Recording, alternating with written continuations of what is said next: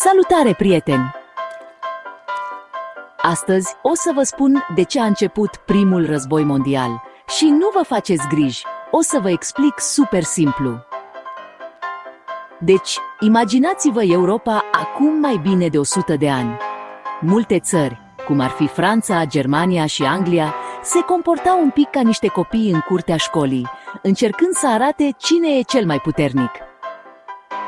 Și-au făcut echipe, numite alianțe, promițând să se ajute reciproc dacă cineva avea probleme. Break to heaven. Dar echipele astea îi făceau pe toți nervoși. Acum, aici devine interesant. În 1914, un prinț pe nume arhiducele Franz Ferdinand vizita un oraș numit Sarajevo. Deodată s-a întâmplat ceva foarte trist.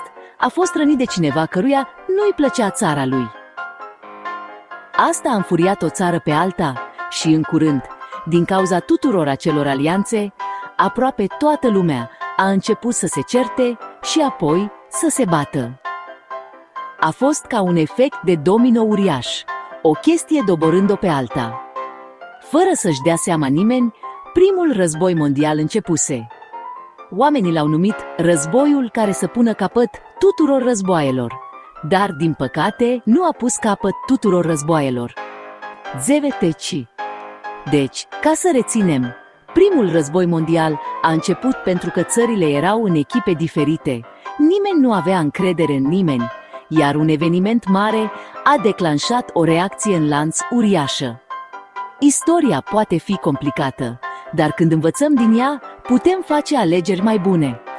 Mulțumesc că ați ascultat și rămâneți curioși!